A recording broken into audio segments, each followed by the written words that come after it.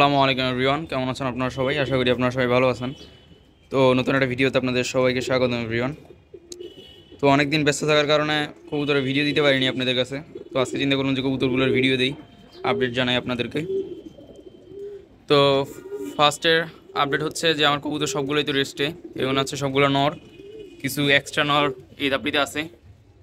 এই যে চিলাটা, তারপর ভিতরে মাইদম একটা আছে, পরে সবুজ গলা আছে, সবজি আছে, এই যে এ সাইডে বাঘা বসে আছে। তো এক্সট্রা নরগুলো নিচে রাখছি, আর বাকিগুলো এখানে দেওয়া আছে খাঁচার মধ্যে। আর মাদিগুলো এখানে, এই যে মাদিগুলা, সবগুলো মাদি এখানে আছে। তো কবুতর এসে দিছি প্রায় 1.5-2 মাসের বেশি হয়ে গেল। তো ইনশাল্লাহ 2-3 দিনের মধ্যে পেয়ার দিয়ে দিব। এখানে আবার মাঝখানে আমার কবুতর মল্টিং শুরু হয়েছে, মল্টিংটা ক্লিয়ার করছে, এখন ইনশাল্লাহ পেয়ার দিয়ে দিব। তো কিছু নতুন কবুতর কালেকশন করছি, ওগুলো আগে আপনাদের দেখাই। এই যে এটা হচ্ছে একটা নতুন কবুতর, এটা হচ্ছে একটা নর কবুতর, সিলভার নর কবুতর। ওর পাখা কাটা ছিল, আমি পাখাটা এনে দিছি, যার কারণে পাখাটা একটু ছোটো দেখা যাইতেছে, পাখাটা নতুন করে উঠতেছে।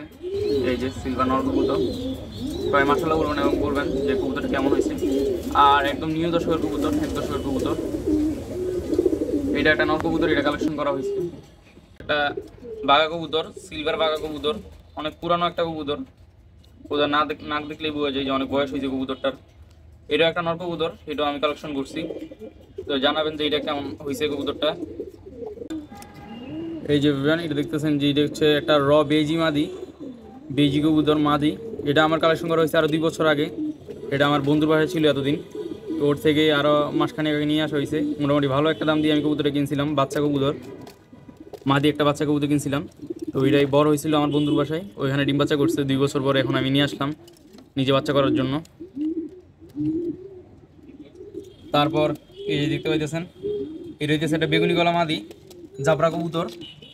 এটা আমার একটা জাবরা নর আছে, রেজাল্ট করা, ওইটার জন্য আনছি। মাদিরও রেজাল্ট করা, রেজাল্ট করা বলতে আমি যার থেকে নিয়েছি সে বলছে এই বছর 65 কিলোতে মাইর খেয়েছি। কত বছর পাল্লা করা আছে বেশ কয়েকটা।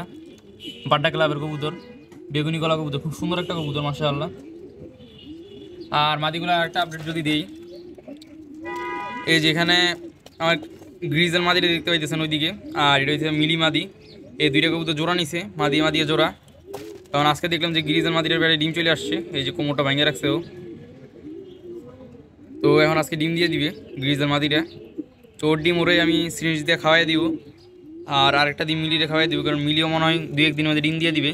তো আমি তো আবার পেয়ার করতে চাইতেছি এখন। যদি আমি মিলিটারে 2-1 দিন দেখবো, যদি ডিম দিয়ে দেয় তাহলে আর সপ্তাহখানিক পরে পেয়ার করবো, আর নাহলে পেয়ার করে দিব ইনশাআল্লাহ। আর বাদ বাকি কবুতরগুলো এখানে আছে।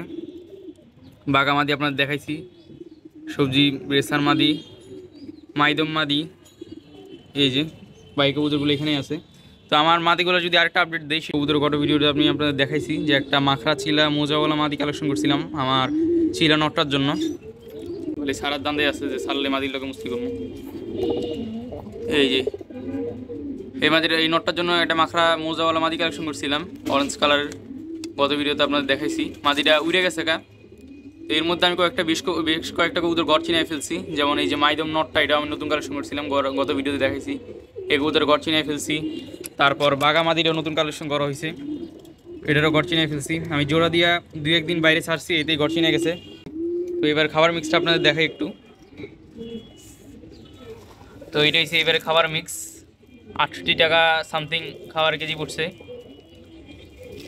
এবার দেশি সূর্যমুখী বাদ দিয়ে দিছি। এই যে দেখতে পাচ্ছেন, এটা কেজি পড়ছে 220 টাকা মনে হয় সূর্যমুখীটা।